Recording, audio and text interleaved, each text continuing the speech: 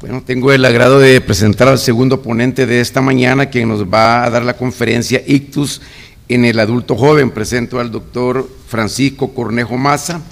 Él es médico neurólogo acá de El Salvador.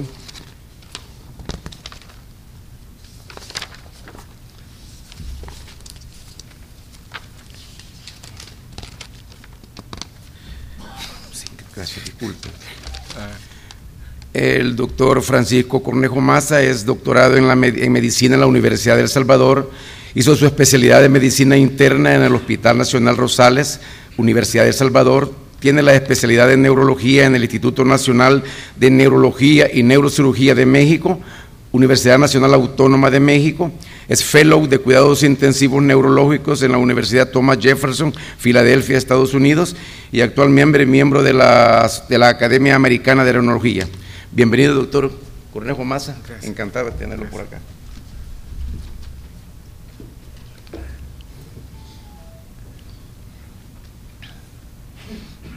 Para adelante, para atrás.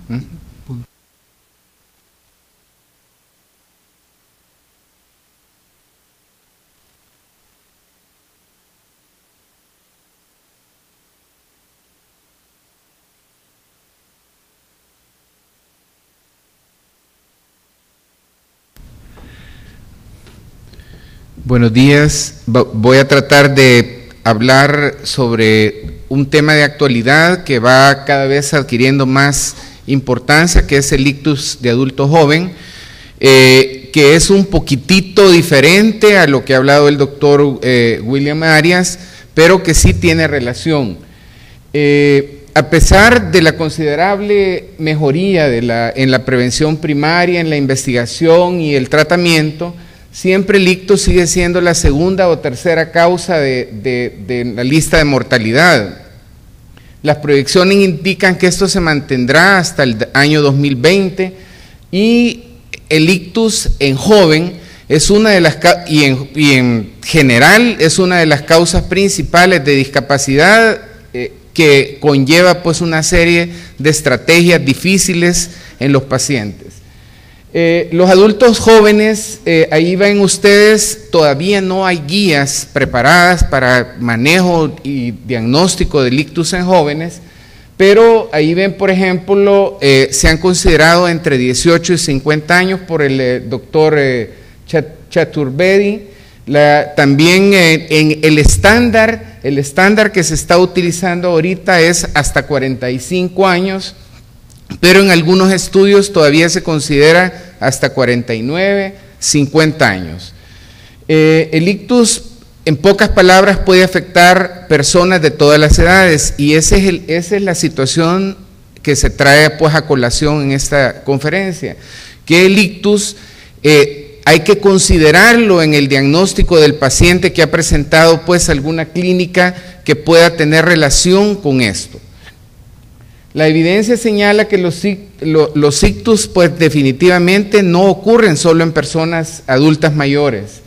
Es posible que este incremento del ictus entre los jóvenes resulte por la mejor detención ahora pues, lo mencionaba el doctor Arias, por la resonancia magnética, que es una herramienta pues súper importante en esto, pero también las tasas de riesgo modificables para el ictus, como hipertensión arterial, diabetes, obesidad, tabaquismo, se incrementan bastante entre los años 1993 y 2005.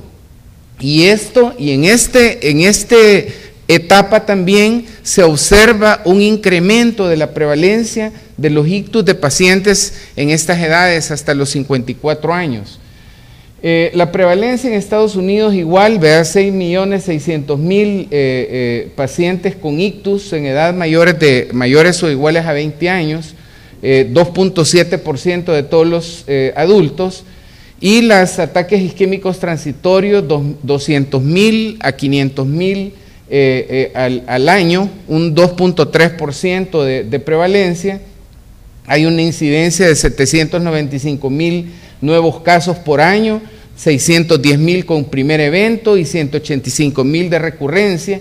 Y ahí ven ustedes algo que mencionó el doctor Arias, 87% isquémicos, 10% hemorrágicos, 3% hemorragia subaracnoidea. Ahí ven también algunas distribuciones raciales, los afroamericanos 191 por 100.000 pacientes, los hispanos 149 y los blancos 88. Esto le lleva a un costo realmente alto que ha llegado hasta los 40 billones, considerando la pérdida de productividad, considerando los servicios de salud, los medicamentos, etcétera. Más o menos el ictus del adulto en joven anda por 10 a 15% de todos los ictus. En diferentes países hay estadísticas que van de menos de 5 hasta 20%. Ahí ven algunas tasas de incidencia, como por ejemplo el estudio que se hizo el 2005, que se hizo en Kentucky y en Cincinnati. Estas incluyeron pacientes entre 20 y 54 años, y ahí ven en las prevalencias, ven 48 por 100.000 blancos, 128 los afroamericanos, y más o menos una distribución como la que hemos mencionado, isquémicos 69%. La tasa de letalidad en el estudio Future, edades de 18 a 50 años, a 30 días la letalidad es de 4.5%, con mortalidades a un año de los sobrevivientes, como pueden ver ustedes, 2.4% para el ictus isquémico, 2.9% para las hemorragias intracerebrales.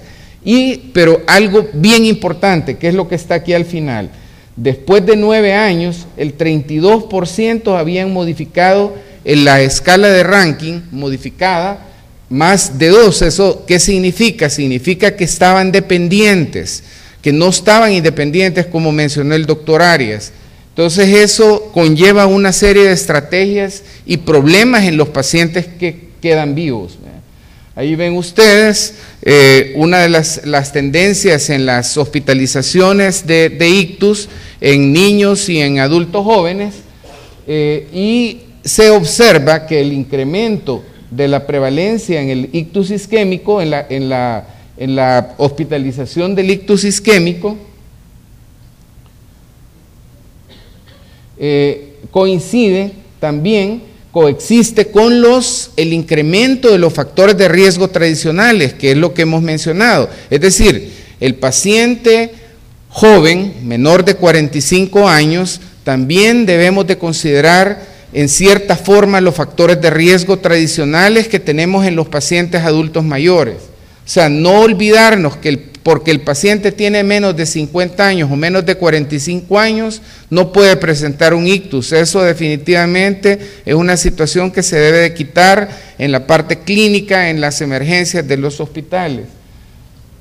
Ahí ven ustedes, por ejemplo, las hospitalizaciones, mire cómo han crecido en ese estudio que presentan ellos, y ahí mencionan que el ictus isquémico, la hospitalización del 95 al 2008, va concomitantemente con el incremento de los factores de riesgo vasculares tradicionales. Es decir, también en pacientes de estas edades observamos nosotros ese tipo de comportamiento con estos factores de riesgo. Hasta recientemente se pensaba que los ictus en jóvenes solo se debían a factores de riesgo raros, disecciones arteriales, síndrome de vasoconstricción cerebral reversibles, arteritis inflamatoria, cardiomiopatía y varios factores hipercoagulables. Pero hay varias revisiones, por ejemplo esta que fue publicada en 2014, que habla que el rol de factores de riesgo raros en la fisiopatología del ictus en jóvenes se ha sobreestimado. Y por supuesto que se ha subestimado los factores de riesgo tradicionales, que es lo que está creciendo en el paciente más joven. Y eso es una situación que debemos de considerar en cuanto al manejo clínico y el manejo que vamos a hacer de urgencia, porque ese es el problema. Si estos pacientes se presentan a emergencia, ¿cómo los vamos a manejar? O ¿cómo los vamos a diagnosticar? Porque ese es el problema. El incremento de la incidencia del ictus en adulto joven coincide, como les he repetido varias veces, con los factores de riesgo vasculares ya conocidos que vemos también en personas mayores. Ahí ven ustedes la edad cuando se presenta el ictus, ¿verdad? Encuentran las tendencias que van incrementando en pacientes jóvenes y por supuesto conservando también los factores de riesgo vasculares que los podemos modificar, porque ese es el punto importante, no volvernos complacientes con el paciente hipertenso o con el paciente con síndromes metabólicos o dislipidémicos, porque si nosotros aceptamos que estén en cifras inadecuadas o que estén con excesivo sobrepeso, entonces el problema, el factor de riesgo cada vez va creciendo más.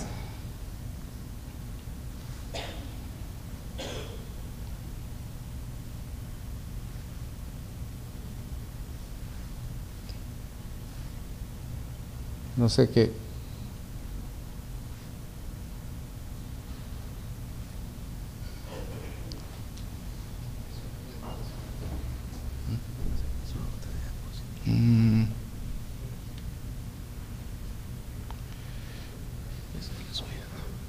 Sí, sí. Va. Va, ok. Entonces, los factores de riesgo primario asociados con el riesgo más alto para 5 años en ictus recurrentes incluyen los factores de riesgo tradicionales, entre ellos ser mayor de 40 años, historia de ataque isquémico transitorio, diabetes mellitus tipo 1, tomar medicamentos antihipertensivos. El riesgo de mortalidad ha aumentado con el número de factores de riesgo cardiovasculares tradicionales, está obviamente presente. Y entonces eso es una de las situaciones que debemos de considerar también.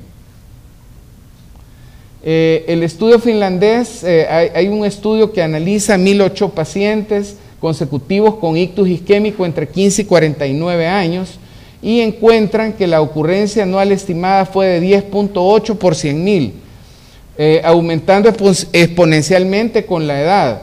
Allí ven ustedes el análisis de 1.008 pacientes. La frecuencia del ictus isquémico se incrementa a los 40 años, se incrementa agudamente a los 40 años, y eso pues es bien importante, pero también se observan, miren lo que dice aquí abajo, se observan que muchos de estos pacientes encuentran ellos infartos silentes, pacientes jóvenes con infartos silentes, y ese es un problema bien importante porque lo lleva al deterioro. Los factores de riesgo modificables son los mismos para ambos grupos etarios, jóvenes y adultos mayores, pero la prevalencia de estos factores no es la misma. Ven ustedes ahí, por ejemplo, en los adultos mayores encontraron hipertensión arterial, enfermedad cardíaca, incluyendo fibrilación auricular y diabetes mellitus.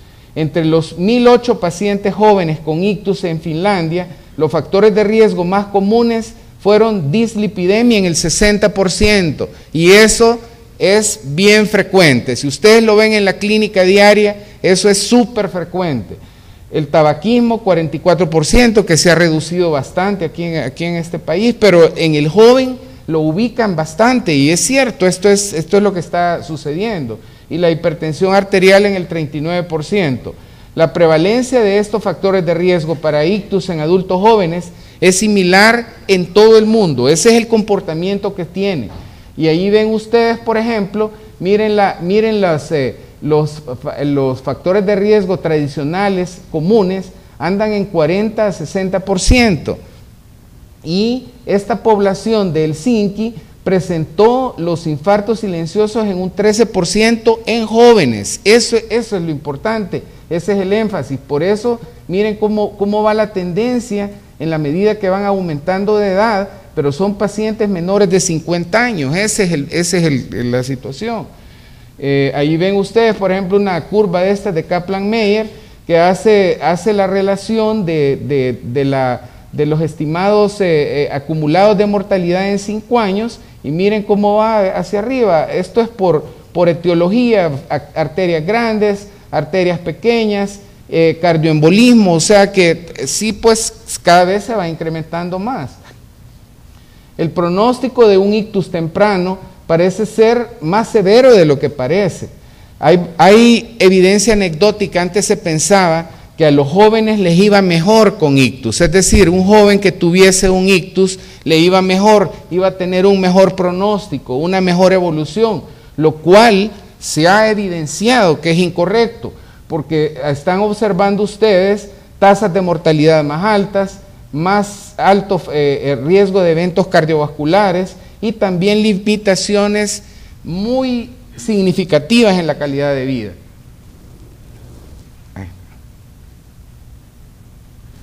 El estudio Future también evalúa el pronóstico funcional a largo plazo después del ictus entre adultos de 18 a 50 años por medio de 2 medidas funcionales. Ya le mencioné el doctor Arias, la escala de ranking modificada, que tiene 6 puntos, de 2 hacia arriba hay dependencia, cada vez va siendo mayor la dependencia, y la escala de actividades instrumentales de la vida diaria. Varios pacientes continuaron teniendo pronósticos funcionales pobres, un promedio de 9 años después del ictus, y estamos hablando de pacientes jóvenes. Observaron, por ejemplo, después de 10 años, 1 de 8 pacientes, 12.9% con ictus isquémico o hemorragia intracerebral a edad joven, no era capaz de funcionar independientemente. O sea, y ven ustedes que 1 de 15 con ataque isquémico transitorio de los sobrevivientes puede presentar también dificultades funcionales, dependencia.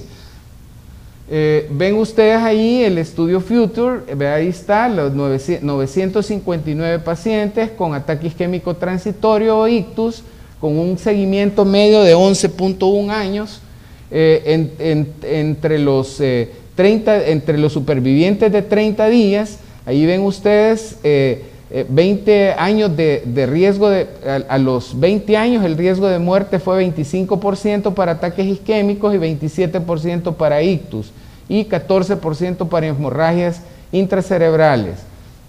Ahí ven ustedes, por ejemplo, esto es, fíjese lo que dice ahí, la mortalidad observada es esta que está arriba, y la esperada. Ellos esperaban menos mortalidad, y observen, las dos cuestiones estas están mucho más altas de lo que pensaban. Ahí ven ustedes otro de los estudios que se han hecho, el ictus isquémico y ataque isquémico transitorio en adultos jóvenes. Ahí reportan, este estudio muestra el perfil actual del ictus isquémico en jóvenes admitidos en un hospital de atención de tercer nivel. O sea, son hospitales de stroke de tercer nivel. Imagínense lo importante que es esto, ¿verdad? Entonces, más o menos la etiología del stroke la determinan en el 90% de los pacientes, solo queda un 10%, ¿verdad? Que ese es, pero lo que mencionaba el doctor Arias, observen aquí abajo, la trombolisis aparece segura en estos pacientes y a corto plazo les mejora el pronóstico. Por eso es que estos pacientes van a ver después alguna cosa que voy a poner yo ahí. Los factores de riesgo vasculares tradicionales son comunes aún en jóvenes, contribuyen para ictus isquémico, aterosclerosis prematura, contribuyen para la recurrencia del ictus y mortalidad, le dan un umbral más bajo para el ictus no aterosclerótico, por ejemplo las arteriopatías, por ejemplo lupus, por ejemplo cáncer. Pueden ser aplicables en pacientes jóvenes también los resultados de grandes estudios de prevención de ictus con estatinas, inhibidores de la ECA, antagonistas de receptores de angiotensina, diuréticos, agentes antiplaquetarios, disminución de peso, dieta, ejercicio, que es bien importante.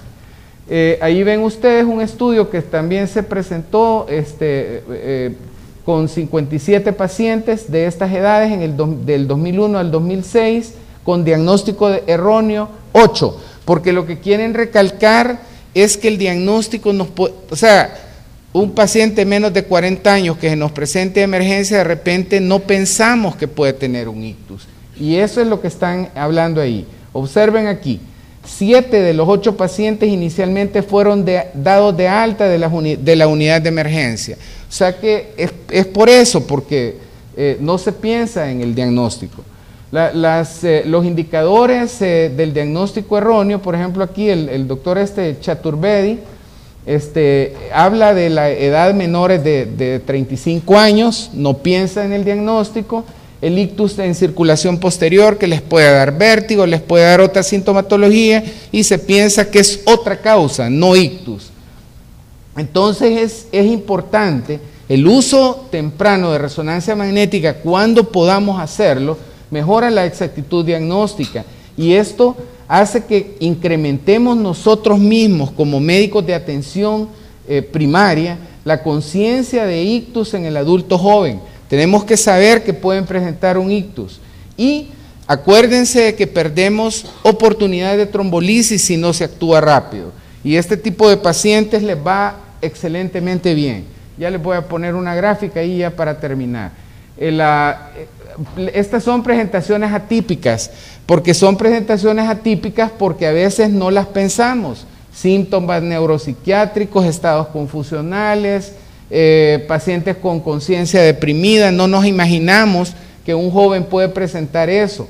O, por ejemplo, una síndrome de la mano extraña, convulsiones, o pueden presentar un síndrome vestibular agudo, pueden presentar situaciones que nos pueden a nosotros confundir, pensar que es otra cosa, ¿verdad? Por eso es que es importante considerarlo. También disartrias aisladas, eso es bien importante, disartrias aisladas, disfagias aisladas, que es importante también. Síntomas sensitivos y aislados también, que son importantes. O amaurosis fugax, por ejemplo, amaurosis de un ojo y que a veces pasan desapercibidas, pensamos que no puede ser en un paciente menor de 35 años. Ahí ven ustedes otro estudio, el TOST presenta aterosclerosis de grandes vasos del 2 al 11%, de pequeños vasos del 7 al 14%, embolismo cardíaco del 20 al 47%, otras etiologías también. Hay numerosas arteriopatías. Del 20 al 35% de los ictus en jóvenes lo constituyen las famosas arteriopatías, que son en cierta manera complicadas, complejas, pero nos dan alguna pauta. Por ejemplo, cefaleas arriba del ojo, disección de arteria carótida, pensarla, cefalea severa recurrente, síndrome de vasoconstricción cerebral reversible, la cefalea crónica como el cadacil, o la arteritis primaria del sistema nervioso central, que son más frecuentes que el moya-moya, por ejemplo, o ataques isquémicos transitorios estereotipados que se repiten, estenosis de arteria fija, por ejemplo, escenario clínico, infecciones, tuberculosis, HIV, zóster. Esta es otra cosa importante que les quería mencionar. Exposición a drogas ilícitas, por ejemplo, la prevalencia de esto cada vez es más grande también. Entonces debemos de pensarla y a veces ese es el asunto, que hay que hacer también un screening toxicológico muchas veces en este tipo de pacientes. La radioterapia, estenosis carotidas, o sea, radiación, quimioterapia, embarazo también, y el examen sistémico, ahí ven ustedes algunas características. Examen neurológico, déficit multifocales cerebrales y de médula espinal, que puede estar en la vasculitis. Pruebas sanguíneas, ahí le mencionaba, el screen toxicológico anormal, exámenes reumatológicos para investigar lupus o enfermedades mixtas del tejido conectivo, estudios de imagen cerebral, patrones de lesión, por ejemplo, ahí está el collar de perlas en estenosis de la arteria cerebral media, infartos diseminados, vasculitis, infartos en áreas limítrofes, que los vemos cada vez más. O sea, yo he visto varios casos de este tipo, por ejemplo, en enfermedades autoinmunes, síndrome de encefalopatía posterior reversible, infartos de cápsula interna y lóbulo temporal como cadacil, las famosas lesiones en bola de nieve, que esto sí es un poco raro, el síndrome de Susak. En ausencia de criterios de diagnóstico validados o test confirmatorios, el diagnóstico y manejo de estas arteriopatías permanece variable e incierto. Estas se usan baterías de exámenes carísimos y la mayoría de las cuales tienen baja sensibilidad y especificidad, llegando hasta una posibilidad de biopsia cerebral o tratamientos empíricos con esteroides, lo cual no está tampoco libre de riesgo. Hay estudios en desarrollo que evalúan si las arteriopatías pueden ser diagnosticadas con imagen de resonancia magnética. Están probando con resonancias de 3 Tesla para ver si hay imágenes características en diferentes patologías. Quizás eso sería más barato que hacer todos los screening diagnósticos. Estudios prospectivos para afinar criterios y desarrollar algoritmos de tratamiento. Ahí ven ustedes, por ejemplo, resonancias magnéticas que están mostrando pues algunos patrones. El estudio de cohorte del SINKI en el 2015, fue publicado en 2015 en Stroke, asociaron cáncer en el diagnóstico de ictus en jóvenes, 3.9 diagnosticados antes del ictus y 3.8 diagnosticados después del ictus. Pero ven ustedes la presencia del cáncer, cómo se relaciona con riesgo. Ahí está, antes del ictus y después del ictus. Híjole.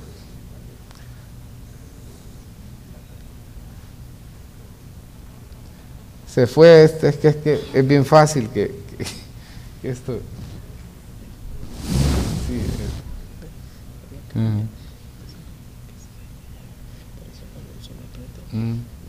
no toca. Okay. Ahí ven ustedes el abordaje para tratamiento, la aspirina, que se considera pues en cierta manera riesgo en vasculitis, anticoagulantes en disecciones, esteroides, inmunosupresores en arteritis, estatinas en aterosclerosis prematura, y a veces esto que ha sido discutido, la hipertensión permisiva para estimular perfusión en los cerebros, tratamientos de infecciones y opciones quirúrgicas como colocaciones de stent o balones de angioplastía. Esto es bien importante, esto no quería dejar de mencionárselo porque este es un estudio que también fue publicado en Stroke en el 2009 en trombolisis en pacientes con ictus en jóvenes, que fueron como 49 casos aproximadamente, pero observen esto es lo importante, esta es la escala de ranking modificada, pero si ustedes observan, estos son los pacientes con ictus en joven tratados con alteplasa. Ellos usaron alteplasa en estos pacientes y el 27% de pacientes estos fueron de edades similares, sexos similares, fue una población bien similar a la que ellos tenían, y observen la ventaja de la trombolisis. Imagínense que llegan a ranking 1, ¿verdad?, que es 40%, o sea que hay un gran porcentaje de pacientes. Miren las diferencias con los que no se trataron con trombolisis. Entonces es bien importante porque si se tratan estos pacientes les va a ir mejor, o sea, van a tener un pronóstico mejor. Por eso es que cuando haya oportunidad de ofrecerles un tratamiento de este tipo hay que hacerlo. Ahí ven ustedes otro estudio también, del registro de Iowa, 296 pacientes, 7% fallecieron del ictus agudo. Ahí ven ustedes 14% en el seguimiento a 6 años, 9% ictus recurrentes, pero bueno, lo importante, 49% permanecieron completamente libres de síntomas y solo 42% reanudaron trabajo. Y esto es en países en que sí les permiten trabajar. Aquí en El Salvador, con que no trabaja la gente buena, ya vamos a pensar que un paciente de estos con ictus en joven, con limitaciones, tampoco menos van a trabajar. Entonces esto desarrolla una serie de problemas en estos pacientes. Ahí ven ustedes otro reporte a largo plazo, el riesgo incrementado en pacientes que no son empleados. Imagínense, estos pacientes tienen un problema 2 a 3 veces mayor, el riesgo después del ictus de no regresar, no incorporarse a su trabajo. Ahí hablan sobre, por ejemplo, aquí es bien importante, cerca de 1 de cada 5 stroke ocurre en adultos jóvenes. Entonces, este fue un editorial que apareció también en Stroke, que es un editorial muy bueno, ¿verdad? Que menciona qué es lo que está sucediendo, es reciente, menciona qué es lo que está sucediendo con este tipo de pacientes. Los ictus es un problema importante de salud pública y deberán hacerse estudios futuros multicéntricos en los cuales se definan las edades de los adultos jóvenes, que se estandarice. Si es menor de 45 años, que se estandaricen todos los estudios, porque no están estandarizados, para tener datos epidemiológicos más precisos. Y la prevención es la estrategia primaria de tratamiento dirigida a reducir mortalidad y morbilidad, no hay recomendaciones específicas o guías, como les digo. Quizás las organizaciones la Organización Mundial de Stroke, la europea y la americana, la American Heart y Stroke Association, tendrán que elaborar esto porque cada vez va en crecimiento. Y termino, el ictus no es solo una enfermedad de adultos mayores, es una enfermedad que la debemos de considerar en el manejo de pacientes menores de 45 años. Muchas gracias.